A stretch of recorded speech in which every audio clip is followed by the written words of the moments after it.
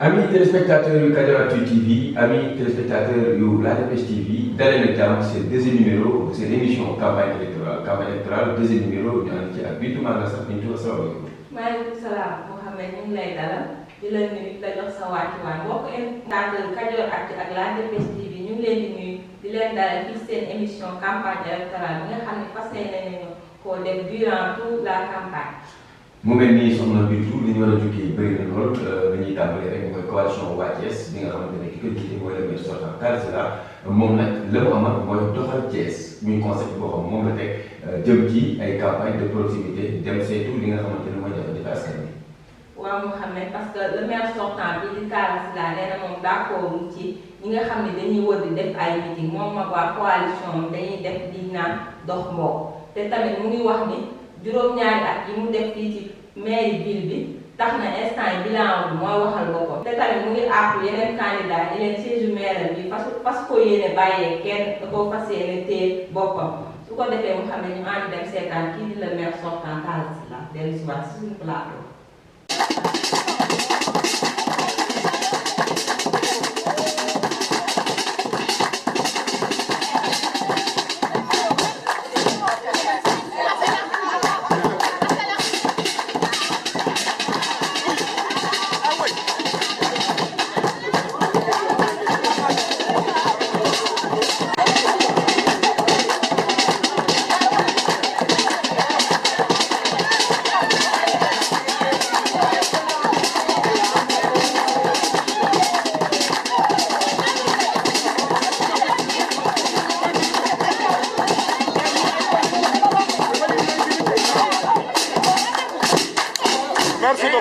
ci ñaari barab bi leen gën a jege nekk kër sëñ am la yàqin gi ku dem ba ci booru xabru ba boo laajtee fan la deer nekk daal la ko woon yéena ko moom nag maanaam yéena ko moom yéena tax ñu samp ko fa am na beneen bu nekk 10e ca foyer de la femme te am na yeneen ñaar yoo xam ne incha allah ñu ngi leen war a samp ki jiite DER di Pape Amadou Sarr ñëw na fi ba nu waxante ci ba tënk mu doon loo xam ne ci kanamu journaliste donc lu siiw la loola dafa gën a wóor ndax loolu mooy jàngal leen napp te bañ leen a may jën loolu nag maa ngi leen ciy ñaax ngeen organiser te ku cay dem bu cay jël di ca leb na ca leb loo xam ne liggéey a tax ndax soo ko lebee jënde ko looy musóoroo wala looy defaraate say yéen wala ay cheveux naturel bu fay jotee di nga am problème waaye soo ko jëlee def ko ci loo xam ne liggéey la boo góorgóorloo ab diir liggéey ba mën a jur dara loola liggéey ba jur nag bu la neexee nga def ci lu la neex bu la neexee nga émaayoo ko bu la neexee nga def ci leneen waaye bu ci xeesal nag parce que baaxul léegi li nga xam ne moom lañ leen di wax noonu xëy na beneen yoon su ngeen wéetee it moom mii dëkk ak yéen su ngeen toog ak ñoom di ngeen ko gën a mën a xóotal ku ci fàtte it fan la nekk wala nan lay def ba am kum fa xam ba man faa àgg bu jaaree ci moom mii wala mu jaar ci ñoom Assane Gadiaga ñii di nga ko xam lii la ñu amoon pour wax leen ko. waaw dafa bëri loo xam ne day aju ci mairie commune te fekk ajuwul ci mairie ville xam nga Thiès ba 2009 benn commune la woon comme Mbacké comme Kaolack comme Ziguinchor booba benn maire la doon am ci fin 2008 la ñu wëlbati loi bi commencé koo jëfee ci 2009 mu nekk mairie ville ak ñetti mairie commune d'arrondissement ba ci fin 2013 mu am loi bu bees code général des collectivités territoriales ñu tudde ko acte 3 de la décentralisation mu am toujours ville waaye am ay communes yoo xam ne tuddatul commune d'arrondissement yooya ñun ñi ñoo ko njëkk a doxal ñu fal ñu ci weeru juillet 2014 bu ma nee ñu fal ñu ci weeru juillet nag fekk na élection yi amoon ci 29 juin mais booba li daan xew mooy dañ daal fal ay conseillers yi daje tànn maire man mit sama wàllu bopp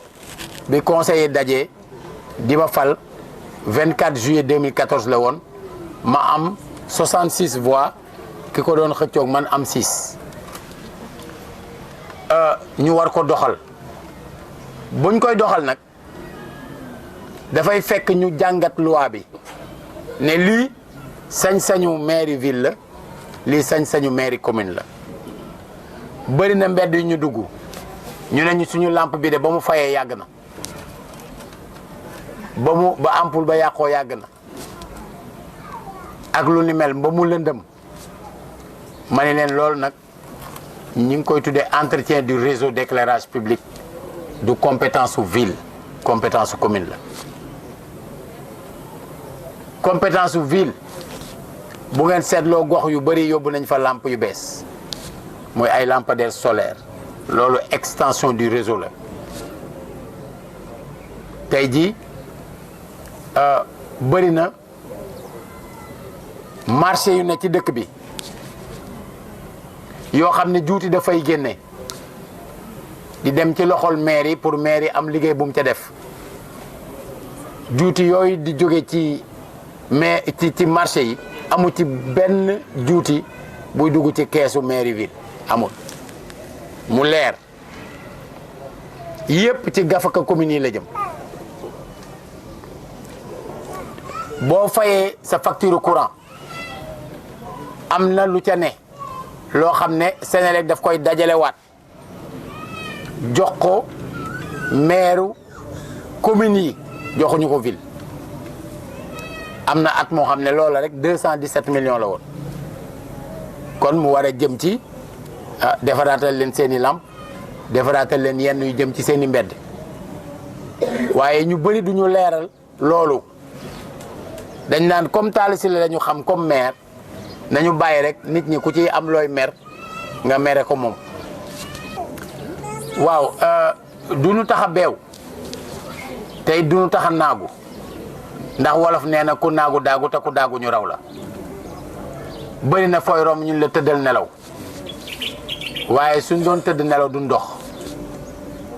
amoon nañ ci sañ-sañ nag ne liggéey nañu juróom-ñaari at te yoruñu benn jumtukaay bu nu may ñu mën a liggéey te ci juróom-ñaari at yooyu def nañ loo xam ne Senghor ba ci man amul benn maire bu mas a def loolu loolu moom leer amu ci benn nag laa la wax ku liñ fi def ñun amu ci kenn ku mas a def lu toll nii pour Thiès amul am na ñoo xam ne balaa may ñëw ñoom ñoo fi newoon ñooñu fi nekkoon balaa may ñëw ñoo yore woon lépp nag ñoo yore woon alalu dëkk bi yëpp ñooñu yoroon alalu dëkk bi yëpp suñu toogee tey naan ñu dëkk bi daal lëndëm te ñun ñu yokk fi 2000 lampadaires solaires ñaari junniy lamp kon ñoom ba ñu yokkagul loolu dëkk bi nu meloon. lëndëm xanaa. waaw dëkk boo def ñaari junniy lamp te taxul mu leer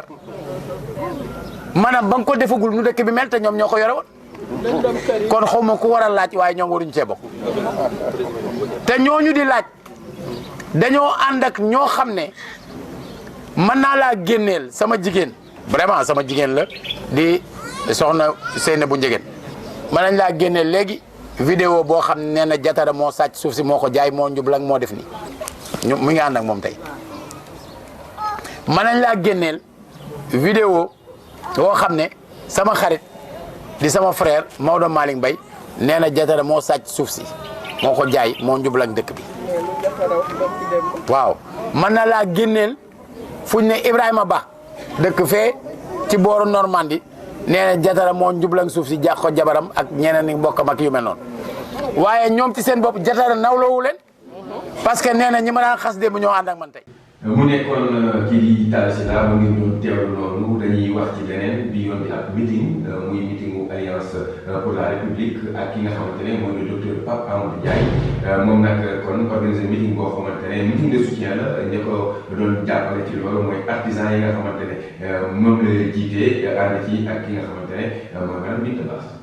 waaw Mouhamed est-ce que xam nga ne artisan yëpp nee nañ instant ñu ngi bootu ci ginnaaw kii di seen ministre de tutelle muy Pape Amadou Ndiaye nee na moom lañ fas yéene jàppale te aussi moom aussi mu leen di assurer que le 23 janvier ca ngoon victoire bu mag la Benno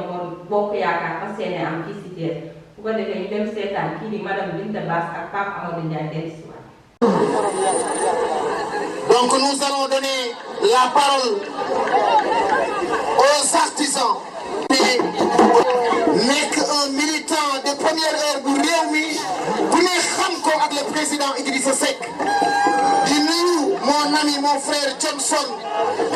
teew fii teewaay bu rafet waaye boo ko gis yooyu Mame Seynabou Ndiaye Fat Sané Kuna Mbodj waalo bi boobu Mbodj Diagne Fada di kontaan ci ñoom bu baax léegi nag artisan yi maa ngi jox koy kan càmbar doomi jàmbar leen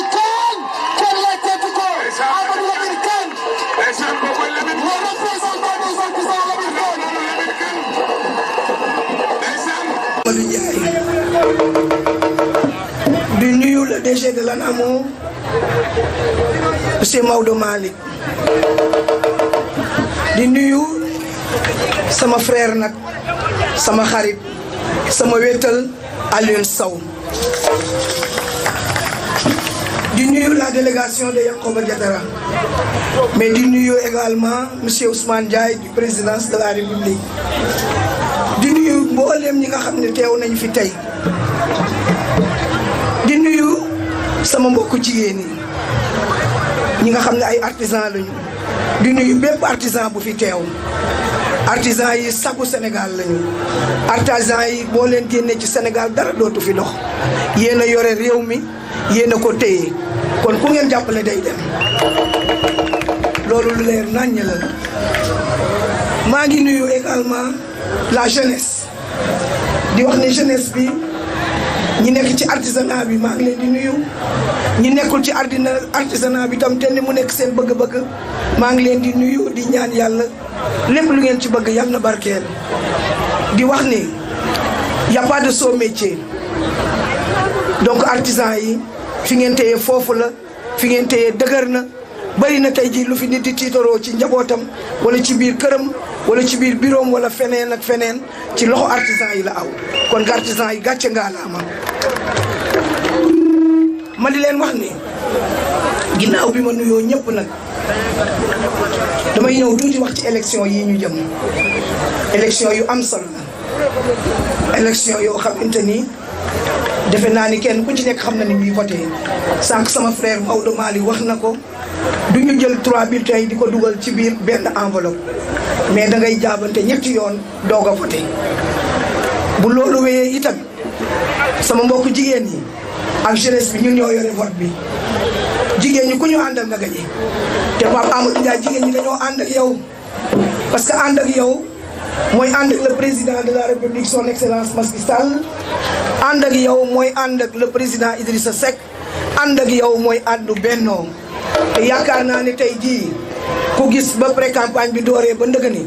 ñu ñëw ubbi campagne bi nekk si ku ne xam na ni le bennoo amatul lu ñuy natable le bennoo est en marche le bennoo également inchallah va avoir une victoire éclatante le soir du 23 janvier 2022 inchallah maa ngi sant ñëpp di gërëm ñëpp wasalaam. ay di baax bu weesu baax ne kon nga jàll mbaax wal ma docteur Ndiaye sa mbaax gi yàgg na Cees xay wi juwéen atu woon mu ruur yal na la yàlla may ndam ay waay ba nga dalee dimbale doomu aadama yàgg na Njaay yal na la yàlla jàppale chéri mat leen jaay lii la réew mi laaj jàmbaar nga waar waar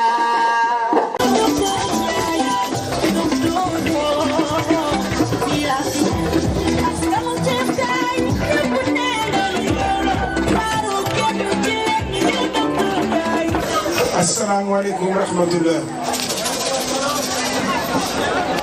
mbokku waa Thiès ñu ngi leen di nuyu di wax nag tey dafa am lu ñu fi indi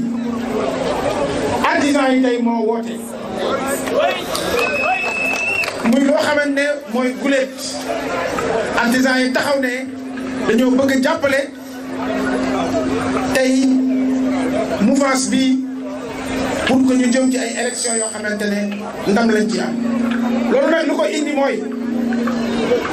artisanat moo ëpp doole ci liggéeykat ci Thiès Sénégal aussi xale bu am jafe-jafe ci këram ba të xamutul luñ koy def dañ koy yóbbu artisanat jël ko yar ko tarbiye ko def ci moom xam-xam delloo ko ay waajuram mu leen di njëriñ kooku artisan rek koy def waaye dañoo gis ne que malgré importance boobu nga xam ne am nañ ko ci koom-koom bi ndax fukki kër yoo dugg juróom benn yi artisan ko yor waaye lomb nañu nag am na loo xam ne ñun dañ koo gis li ñuy séddale artisan yi ñoo ci gën a néewle ëpp njëriñ gën a néewle li ñu lay sédd loolu xel daf ko nanguwul loolu moo tax tey ma woo samay naatangoo samay xarit pour que ñu toog déglu suñuy artisan incha allah.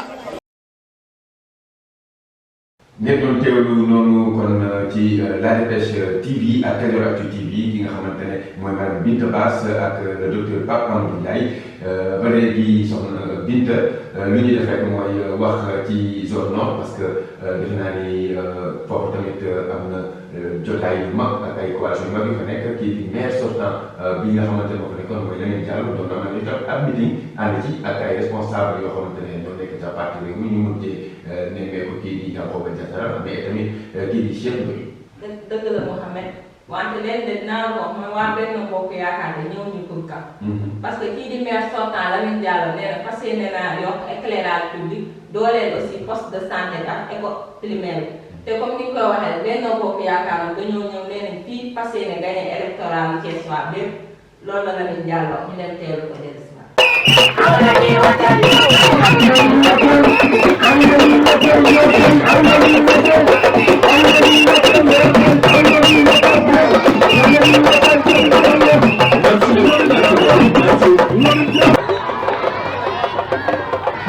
ñu ngi leen di nuyu di leen féliciter ci seen mobilisation bu exceptionnelle ñooy ñu ci jiital l'honorable député la fidèle la loyale au président Idrissa Seck Ami Collé Diène di nuyu bu baax la coordinatrice Kadia Mal di nuyu suñu frère suñu xarit bu ñàkk ki ñaan le frère Cheikh Ndoye mais également di nuyu les anciens Mbaye Fall Mbaye Kébé ñu ngi leen di nuyu ak suñu doyen Ibrahima Ba di nuyu les jeunes à leur tête Mortala Kandji Félix Sarr mais également Sokhna Kaba ñu ngi leen di nuyu Baké Tall mention spéciale aussi également ñu ngi nuyu ñëpp tey ci centre Nguent la ñu ñëw avec ces 10 bureaux de vote. C'est le 4e plus grand centre de vote de la commune de Thiès Nord. Mais ku ñëw tey nga xam ni xel dal na xol sedd na le centre ba ñuy door ba ñu gisee candidat yi dama leen sànnoon dëbi ne leen seen centre bi veerul zone góorgóorlu leen waaye tey le centre de Issa Dème est devenu vert foncé ndax la commune de Thiès Nord dafa def ay réalisation yu am solo Nguent d'abord le président Idrissa Seck bu ñu nee Nguent dañuy xalaat les 2 voies de Nguent 2 kilomètres avec un éclairage moderne ba may ñëw éclairage bi daal di amoon problème lu bëri fay ñu ngi monsieur le maire suñu boulevard bi lamp yi leerul tey boulevard Nguent c'est le boulevard le plus éclairé de la ville de Thiès ñu ni ma amul aménagement tey on a mis plus de 150 votes à fleur ba sax ko day continuer ñu ni ma Issa Dème école bi xale yi amuñu toilette nous avons mis 5 millions pour faire les toilettes de Issa Dème ñu ni ma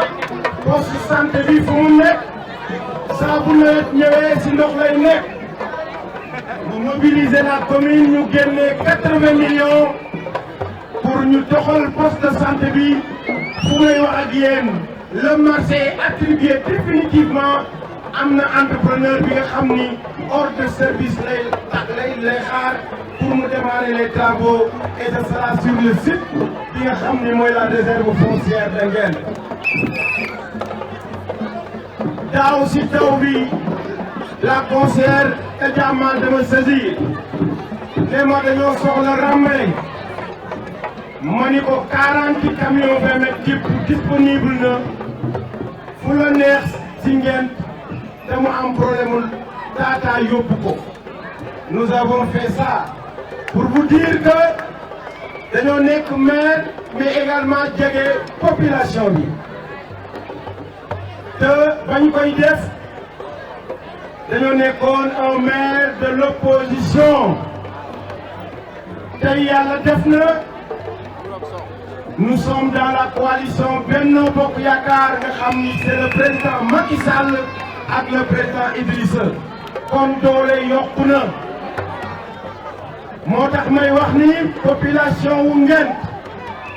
avec la qualité des responsables yi ñu am ci centre de vote Nguent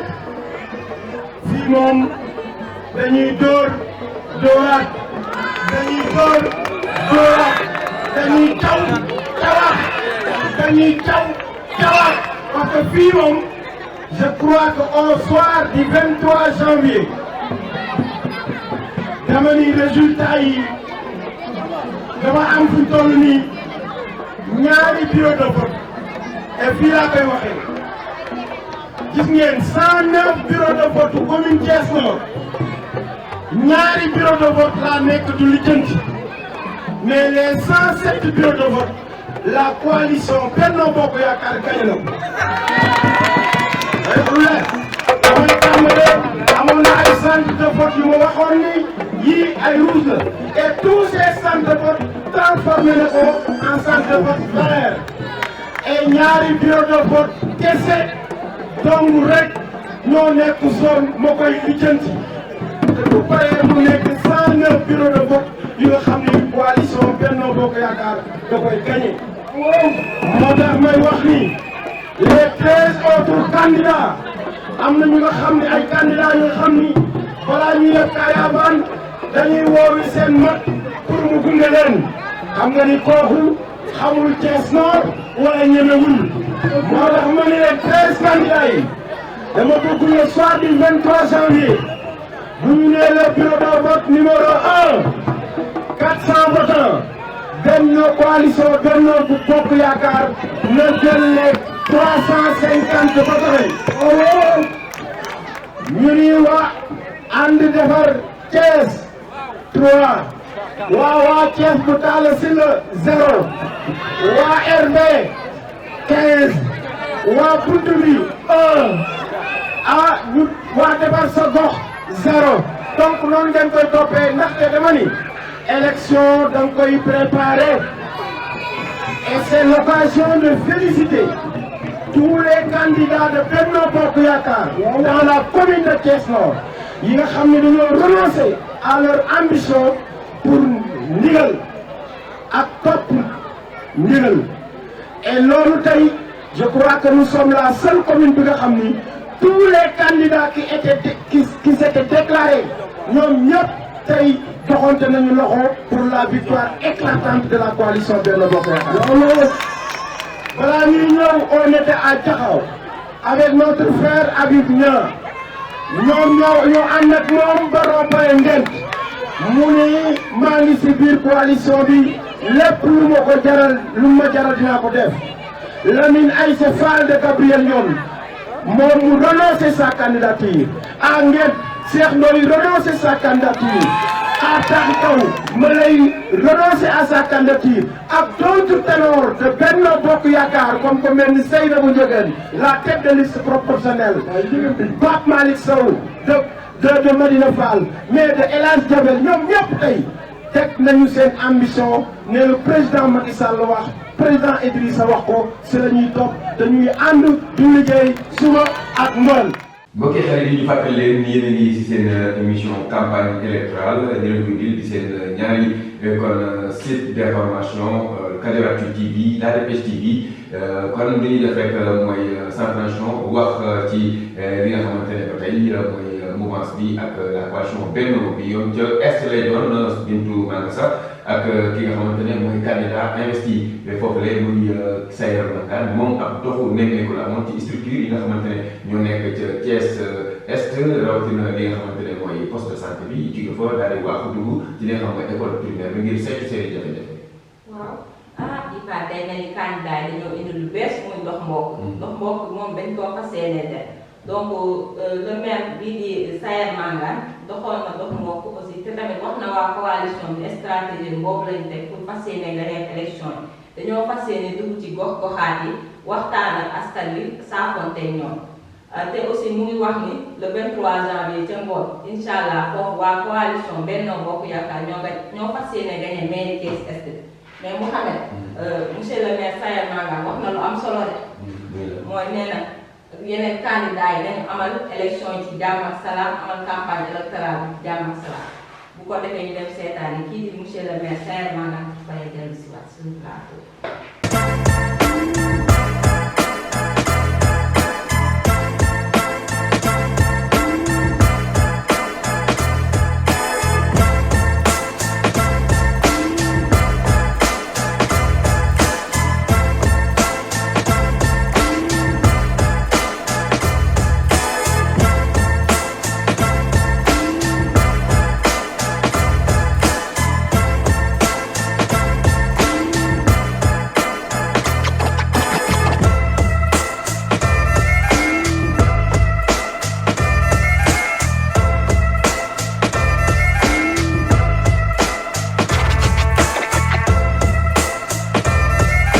En fait maa ngi déjà sant la di la gërëm bu baax a baax mais di sant aussi ñi nga xam ne ñoom laa àndal ci tournée muy de grands responsables ni ngeen ko gisee nii le président Mamadou Gningue à mes côtés ah mu nekk aussi ku dëkk ci quartier bi son domicile nekk fii mu am fi taxawaay mais aussi toute la coalition rek de manière générale comme ni nga ko gisee nii Bachirou Bokoum monsieur le maire nekk nii Ibrahima Diagne di collaborateur Maodo Malick Mbaye directeur Maodo Malick et toute la coalition dans son ensemble li waral tey ñu xëy suba gi ñëw ci R100 di xool yenn structures yi comme poste de santé bi après génn ñëw ci école bi c'est à leur demande en quelque sorte parce que ñun en tant que conseiller municipal pratiquement xam nañ lan la ñuy dund lan mooy seen i jafe-jafe nekkul ne dañoo ñëw ci terrain bi pour diagnostiquer pour xool déjà li am solo moo di ne ils ont demandé à nous voir pour seen xel dal ne seen i jafe-jafe ñun yëg nañ ko te biñ ñëwee tamit ils se sont rendu compte que ne ñun nous sommes des acteurs au niveau de la mairie avec 7 ans d'expérience en gestion municipale mooy wane ne toutes leurs difficultés déjà yàgg nañ cee discuter di ci débattre au niveau du conseil municipal bokk na ci lii ñuy wax ci jafe-jafe ci poste de santé bu R100 bi mooy soxla nañ ñu tabaxal leen logement wu ICP bi ak sage-femme bi te loolu tamit facilité bu baax la ci par rapport ak soins yi ñu fa mën a def ak urgence yi am souvent pour que ñu mën ci remédier le plus rapidement possible te loolu déjà nous surtout nous qui sommes de cette zone les conseils municipaux yi mooy ma en l'occurrence monsieur Bachirou Bokoum man mii ak ñi d'autres personnes yi fi dëkk débatté nañ ko déjà anticipé nañ ci débatté nañ ko au niveau de la mairie lors des orientations budgétaires ba yàlla def na ci sutura c'est acté dans le budget de 2022 te incha allah dinañ ko def bu neexee yàlla. campagne bi mu commencé ba léegi yéen a ngi si terrain bi ndax confiance bi mi ngi fi par rapport à la victoire. loolu ça coule de source vous savez parce que li ñëpp di wax mooy analyse bi gën a élémentaire mooy première bu tasantee deuxième bu ànd ak deuxième te daanaka troisième ak quatrième nekkatuñ ci scène bi da nga naan naturellement dañoo war a am victoire mais nous ne dormons pas sous nos lauriers on a enclenché la machine déjà li ci njëkk def mooy ngeen constaté ko yéen ñëpp les journalistes mooy depuis que ñu commencé di teg procédure bi di teg processus bi di installer la machine mënuñoo fexe ba réunion bu simple chaque fois que bu ñu bëggee réunion rek mu ëpp loxo doon meeting te loolu ça montre la force de la coalition de Benno Bokk Yaakaar à Thiès te loolu c'est hyper important donc nag si la machine est huilée maintenant ça se déroule dans les moindres coins de la commune de Thiès et c'est partout de Thiès donc naturellement la confiance coule de source donc c'est tout à fait normal qu'on ait confiance mais on ne dort pas sous nos lauriers nous travaillons d'arrache-pied parce que ce que nous cherchons au-delà de la victoire c'est pas simplement une victoire on veut sanctionner positivement les sacrifices que président Idriss Seck ak président Macky Sall bi ñu def ba ànd les Thiessois dañoo bëgg a sacrifier sanctionner ko positivement wan ne leen ne seen ànd bi dëgg na comprendre nañ ne Thiès moo tax comprendre nañ Sénégal moo tax. mobilisation sociale lañ gis moom moo pour lu ngeen di def des meetings et consorts bii pas dañ gis une autre stratégie mooy des visites de proximité des visites de courtoisie aller parler avec la population pourquoi cette démarche. loolu c'est plus de pertinence parce que xam nga nit ñi ku nekk ci la nga nekk yaa nga ca te ku nekk am nga fulla si gérer sa bopp mais nit ñi boo leen wanee ne seen yëf laa bëgg a yor dem ci ñoom rek déjà gage de confiance day dugg moo tax on a préféré dem directement vers les gens te procédure boobu mën nañu wax ne le premier initiateur de ce procès mooy ki fi fekkoon meeting di am fixé sur place mu dindi ko indi marche bleue c'est dans cette logique là la ñuy inscrire déployer la machine au niveau des comités électoraux de quartier de base ñu dem vers les gens discuter ak ñoom te vraiment retour yi favorable la ñu am ci lañ nekk nii. un appel à l'endroit des populations de Thiès surtout waa R100 comme fi nga nekk. non de manière générale waa R100 en particulier yëpp ñu xam ne ce qui se joue ça dépasse nos petites personnes mooy nee na Sayer Manga nekk maire Thiès Est na Yankoba nekk maire ville na président Siré Dia nekk président conseil départemental ça dépasse ce qui est en jeu dépasse très largement tout ça mooy nos petites personnes il s'agit du Sénégal il s'agit de l'avenir de Thiès c'est la première fois qu'on constate que ce qui détenait dans le temps le pouvoir local ak ñi daan détenir le pouvoir central boole seen doole te loolu xéewal bu yaatu la ci waa Thiès dina tax projet yi ñu daan bëgg bu doon dañaa yoro maire bi rek te yoro ñu état bi projet yooyu dina gën a yomb pour ñu mën koo def donc nag loolu nag Thiessois yi dañ ko war a comprendre te le même au niveau étatique bu rok soow bi ñuy wax nekkul loo xamante ne feu de paille la lu ñu war a consolider lu ñu war a saxal la parce que l'avenir du Sénégal y dépend un avenir radieux sax du Sénégal y dépend dans ce Burok Sow donc ku ne ci ñoom na ci sotti tuuti miel rek ku ñëw def ci dose miel rek incha allah mu nekk contribution loolu moo tax. mais di wax rek di tëjee ne j'appelle tout le monde au calme à la sérénité parce que quoi qu'on puisse dire ñun ñëpp ay Thiessois lañ ñun ñëpp autant que nous sommes ay Thiessois lañ donc ku ma xam si sama. xam ñii ñu ne àndal ñii ñëpp ay nit jàmm rek lañu te ñun jàpp nañ ne comme nous sommes au pouvoir ñun lu yàqu ñun jàpp nañ ne ñun la yàqul moo tax waruñoo seetaan dara yàqu moo tax ñeneen ñi nous les appelons à la paix à la sérénité parce que quoi qu'il advienne à partir du 23 on restera et on va continuer à être des frères donc ñu bàyyi xel loolu ne ñun ñëpp benn lañ te ñun ñëpp ay dëkkandoo lañ ay mbokk lañ ay frères lañ pour que élection yi ñu def ko ci jàmm ki gagné te jàpp nañ ne Benno Bokk Yaakaar lay doon yàlla na ko yàlla def bu ko defee ñun ñëpp yëf yi continuer incha allah merci beaucoup. maa ngi mbokk yi mu nekkoon Sayer Mangane candidat investi à la zone est bu coalition Benno Bokk Yaakaar ñu wax ci keneen moom ab déclaration la def mooy le juge Amadou Ibrahima Amidou Deme muy kon jiite coalition alliance pour les valeurs éthiques et de la citoyenneté avec moom it bokk ci li nga xamante ne mooy mouvement ensemble moom nag daal dinay jox benn entretien boo xam ne accordé na ko équipe kon bi nga xamante ne moo jiite magasin bii di campagne électorale lan la mën a jàpp di tuut ci entretien boobu nga xamante ne bii di juste jox nañu ko. waaw entretien boobu li ci mën a jàpp bari na mooy monsieur Ibrahima Amidou Deme nga xam ne dafa bëgg a nekk moom maire ville la bëgg a léegi la nekk di xëccoo maire ville la nekk di xëccoo instant yi pour am ko te aussi mu ngi wax na ci programme bi nga xam ne waa coalition ñu ngi koy jox pour waa Thiès te aussi ñoom nee nañ yàgg nañoo taxawu population thiessoise parce que ñoom dañoo dëkk Thiès yaroo Thiès màggee Thiès te aussi dañuy dund jafe-jafe yi nga xam ne population thiessoise ñu ngi koy dund kon donc ñu dem seetaani élément bu maître juge dem bu paree dem soir si suñu plateau. defar moom mooy li ñu def nii suñu programme lañu nii. léegi programme bi ñetti chantier la. chantier bu jiitu bi ñu ko tuddee une citoyenneté plus engagée parce que ñun dañoo jàpp ni partenaire bi ñuy am moom mooy citoyen bi moom mooy Thiessois bi moom la ñu bëgg mu gën a ñëwaat mu gën a am confiance parce que nit ñi suñu xamee ñi leen jiitu ñi leen jiite naxuñu leen wax dëgg yàlla nekk ñu fi pour lekk seen alal dinañu amaat confiance politique ñun loolu lañ bëgg suñu amee confiance nag ñu jàppante la ànd waaw li ci jiitu poñ bu jiitu bi moom mooy mbirub këyit xam nga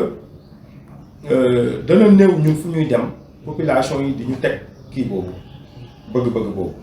waaw parce que lu ne rek ci ay mbirub liggéey la ñuy wax ak mbirub insalubrité te loolu ñun dañoo jàpp ni ñun ci suñu expérience lu jiitu la ci nit ñun waruñu nekk ci ville ñu am ay junne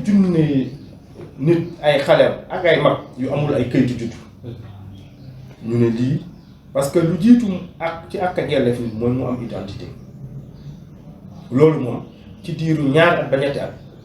bëgg nañu parce que aussi suñu liggéey dañ koy teg ci benn chrono ci dafay am parce que loo gis rek projet boo gis mën na nekk ci projet court terme mën nga ko def ci ay weer wala ci benn at projet moyen terme ñaar ba ñetti at ak projet long terme boo xamante ni sax mën na ëpp juróomi at waaw léegi nag ñun lu ñu jàpp mooy projet bii nii état civil war nañ ko mën a def aussi ñu informatiser ko leneen ni mooy éducation morale et civique xam nga ay jikko man dama wax ni li ma fi wax yëpp moom mooy jikko yi national ñun tamit dañu contribuer parce que politiciens yi dañoo ñëw ba changer askan wi ci seen jikko parce que ñun aussi nit ñu ñuy seeti ji dañu gis ni ku ne sa intérêt rek lay wax doo gis ku ci wax loo xamante ni daf ñu concerné gis nga spoliation foncière bi ma doon wax da ngay toog nga gis koñ ñu jël espace vert nit ñi di génn di manifester mais ay fukki nit ñu ngay gis ci koñ boo xamante ni am na plus de 2000 personnes parce que nit ñi lu ñu moom la ñu gën a fonk li ñu bokk loolu tamit il faut que ñun tamit ñu def ci benn liggéey dès le bas âge xale yi éducation civique et morale ñu ngi koy def ci l'école yi mais ñu gën ko accompagner ànd ceeg militaire à la retraite yeeg yooyu ak enseignants yi nekk à la retraite ak même yeneen fonctionnaires yi nekk à la retraite ak ñeneen ñi ñu accompagner leen ci. waaw léegi nag deuxième chantier bi moom mooy une ville plus proche des populations waaw benn poñ rek bi ma ciy wax bu am solo mooy formation d'unité de prévention et de prise en charge xam nga ci koñ yi jafe-jafe yu gën a mag ñett yi la mooy tilimaay bi mooy insalubrité ak insécurité ak mbiru feebar yi loolu nag ñun dañoo ne ci biir koñ bi la ñuy former ay unité ay nit ñi nga xam ne ci koñ bi lañu dox mais seen liggéey d'abord ci prévention la waaw ci def seen kéemtalaay kattan ba yooyu du am waaw parce que par exemple suñu xoolee ci mbiru santé suñuy wax rek dañu naan am nañu case de santé am nañu centre santé wala amuñu ko am nañu tel nombre d'infirmiers sage-femme mais duñu wax yan mesure la ñu jël ba di éduquer population bi di leen sensibiliser ba nit ñi duñu feebar waaw wala sax feebar moom mënuñu ko mais yenn feebar yoo xamante ni mën nañ ko éviter ñu fagar waaw ñu fagaru moo gën faju côté insécurité yooyu. Troisième chantier bi une ville plus verte plus ouverte et plus compétitive ñaari poñ naa ko ci wax yu am solo xam nga mbirub financement yi gis nga ci jigéen yu ñuy dem di seeti yi souvent dañuy naan su nga nekkee maire ñu bëgg nañu ay financement te xam nañu mairie amul doole nit ñi nañ leen wax dëgg amul doole ci budget mënul jël yëpp jox ko jigéen ñi di leen jox ay financement parce que soo jiitee bëgg-bëgg yëpp ku ne da nga koo war a gestu waaw léegi nag ñun bi ñu xamee loolu ñun tamit dañuy diisoo ak ay borom xalaat ñu diisoo ñi nga xamante ni ay spécialistes lañu en finance ñu wax ñu ay mbiru banque ak yooyu ñu wax ñu daal lu ci ëpp solo moom mooy ñu wut fonds de garantie parce que fépp fooy dem di def prêt rek dinañ la laaj garantie léegi am na ay jeunes yu am seen projet nit ki ñëw bëgg taxawal benn unité par exemple benn site jàng na mbirum informatique benn site am kii nekk tailleur mokkal bëgg tijji atelier am ay jigéen nekk ci seen avec bëgg financement pour mën a liggéey ñooñu ñëpp parce que institution de microfinance yi ñu ngi fi yore nañu xaalis mais ñoom garantie mairie nag moom doy na garantie dañuy wut benn fonds de garantie suñ ko demee ñu garantie nit ñi seen prêt ñu sélectionner nag rigoureusement les personnes yi koy war a mën a kii bénéficier wu ñooñu suñu amee seeni prêt ñu encadré leen tamit ñu fay